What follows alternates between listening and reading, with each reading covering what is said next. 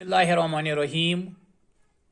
12वीं जमात के अजीज़ तलबा व तालिबात, अस्सलाम वालेकुम। आपने कल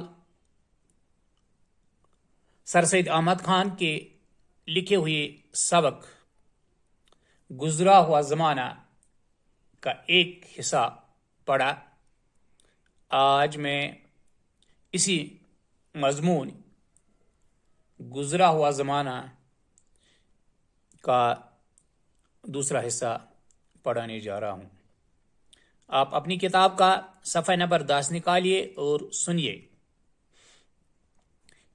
इतने में उसको अपने माँ बाप, भाई बहन, दोस्त, आशना याद आइए जिनकी हड्डियां कब्रों में गिलकर खाक हो चुकी थी। माँ गोया मोहब्बत से उससे छाती से लगाई, आंखों में आंसू भरे खड़ी है, ये कहती हुई कि हाय बेटा, वक्त गुजर गया। बाप का नूरानी चेहरा उसके सामने है और उसको ये आवाज आती है कि क्यों बेटा, हम तुम्हारे ही भले के लिए न कहते थे।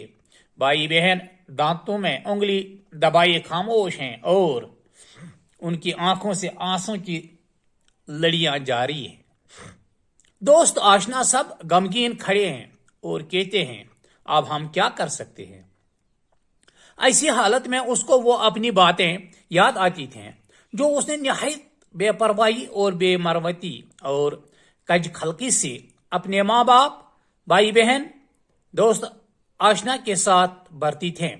माँ को रंजीदा रखना, बाप को नाराज रखना, भाई बहन से बेमरवत रहना, दोस्त आशना के साथ हमदर्दी न करना याद आता था और उस पर उन गली हड़ियों में से ऐसी मोहब्बत का देखना उसके दिल को पाश पाश करता था। उसका दम छाती में घुट जाता था और ये कह कर चला उठता था कि हाय वक्त निकल गया, हाय वक्त निकल गया, अब क्यों कर उसका बदला हो। वो घबरा कर खिड़की की तरफ दौड़ा और टकराता लड़खड़ाता खिड़की तक पहुंचा। उसको खोला और देखा कि हवा कुछ ठहरी है और बिजली की कड़क कुछ थमी है, पर रात वैसी अंधेरी है। उसकी घबराहट कुछ कम हुई और फिर अपनी जगह आ बैठा। इतने में इसको अपना अधेड़पन याद आया जिसमें वो बनिस्बत बदी के नेकी की तरफ ज्यादा माइल था। वो अपना रोजा रखना, नमाजें पढ़नी, हज करना और ज़कात देनी, बुकों को खिलाना, मस्जिदें और कौमें बनवाना याद कर अपने दिल को तसल्ली देता था। फकीरों और दरवेशों को जिनकी खिदमत की थी, अपने पीरों को जिनसे बैत की थी, अपनी मदद को पुकारता था, मगर दिल की बेकरारी नहीं जाती थी। वो देखता था कि उसके जाती अमाल इसी तक खात्मा है, भूखे फिर वैसे ही भूखे हैं।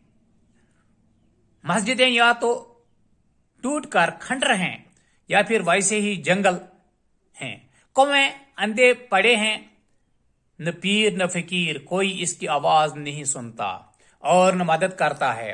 उसका दिल फिर घबराता है और सोचता है कि मैंने क्या किया जो तमाम फानी चीजों से दिल लगाया, ये पिछली समझ पहले ही क्यों न सूझी। अब कुछ बस नहीं चलता और फिर ये कहकर चल उठा, हाय वक्त, मैंने तुझको क्यों खो दिया। वो घबरा कर फिर खिड़की की तरफ दौड़ा। उसके पट खोले तो देखा कि आसमान साफ है, आंधी थम गई है, गठा खुल गई है, तारे निकल आए हैं, उनकी चमक से अंधेरा भी कुछ कम हो गया है। वो दिल बहलाने के लिए तारों भरी रात को देख रहा था कि यकायक उसको आसमान के बीच में एक रोशनी दिखाई दी और उस पर एक खूबसूरत दुल्हन नजर आई। उसने टिकटिकी बांध कर उससे देखना शुरू किया। जो वो اسے دیکھتا تھا وہ قریب آتی جاتی تھی، یہاں تک کہ وہ اس کے بہت پاس آ گئی۔ وہ اس کے حسن و جمال کو دیکھ کر حیران ہو گیا اور نہایت پاک دل اور محبت کے لہجہ سے اس سے پوچھا کہ تم کون ہو؟ بولی کہ میں ہمیشہ زندہ رہنے والی نیکی ہوں۔ اس نے پوچھا کہ تمہاری تسخیر کا بھی کوئی عمل ہے؟ ہاں، یہاں پر میں ختم کرتا ہوں۔ اس میں چند نئے الفاظ جو آپ کے لیے نئے ہیں۔ ایک لفظ ہے آشنا، ہو گیا واقف۔ اسی طرح ہے بے مروتی، بد لحاظی، بد اخلاقی، کج خلقی، بد مزاجی، بدخوئی، پاش پاش کرنا، ریزہ ریزہ اور چور چور کرنا، ادھیڑ پن، جوانی کے بعد کا زمانہ، اعمال، عمل کا جمع، کام، ہاں، بیت، پیروی کرنے کا وعدہ کرنا۔ ہاں، یہ آپ نے سر سید احمد خان کا لکھا ہوا مضمون گزرا ہوا زمانہ کا ایک حصہ پڑھا۔ یہ انشائیہ کے روپ میں لکھا گیا یہ سبق ایک تمثیلی مضمون ہے جس میں انسانی زندگی کے مختلف ادوار کو کرداروں کی صورت میں پیش کیا گیا ہے۔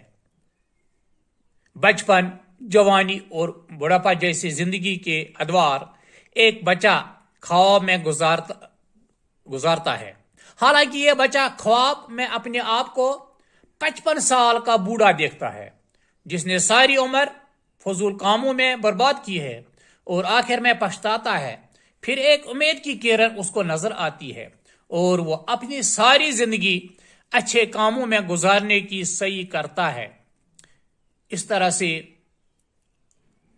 میرا آج کا موضوع مکمل ہو جاتا ہے۔ خدا حافظ۔